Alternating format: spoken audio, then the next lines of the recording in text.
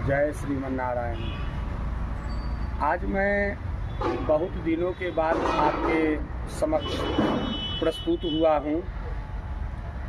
इतने दिनों में मैंने बहुत दुनिया को घूमा और दुनिया के लोगों को हमने देखा, उनकी जीवन शैली, उनके रहन सहन, उनके विचार, उनके हाव भाव तथा उनके कर्म।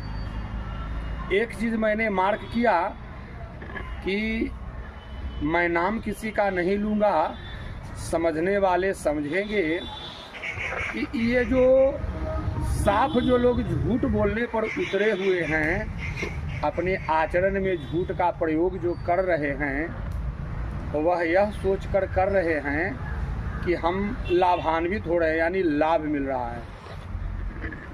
बंधुओं, यह लाभ क्षणिक है, इस बात को समझना होगा, क्योंकि झूठ की जो खेती होती है वह बार बार होती नहीं। आप लोगों ने पढ़ा होगा बचपन में, एक झूठ को छिपाने के लिए 100 झूठ बोलना पड़ता है। लेकिन आदमी ने, आज का जो मानव है, अधिकतर लोग जो है झूठ को अपने आचरण में उतार लिया है। इससे हानि उन्हीं लोगों की है।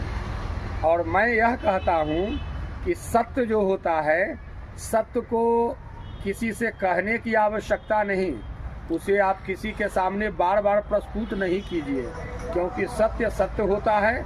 इसीलिए तो वेद वाक्य है, सत्यमेव जयते। क्या है वेद वाक्य? सत्यमेव जयते।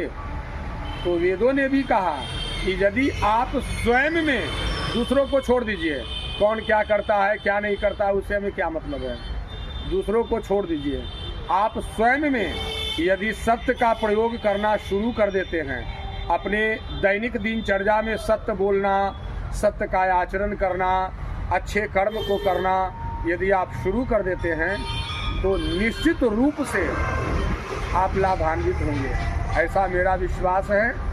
मैं लाभान्वित हो रहा हूँ। अब ये मत समझना कि लाभान्वित होने का मतलब कि हमारे पास में 10 किता मकान हो जाए, 50 करोड़ रुपए हो जाए। लाभान्वित वो नहीं, लाभान्वित आंतरिक, अर्थात अंदर से एक अलग तरह की आपके अंदर में ऊर्जा आएगी, एक शक्ति आएगी, और जो आपको महसूस होगा उससे आप आनंद में रहेंगे। आनंद समझते हैं ना, सुख अलग है, आनंद अलग है। सुख भोग विलास से होते हैं और आनंद प्रभु के नाम से होते हैं। इसलिए अगर उस आनंद को आप चाहते हैं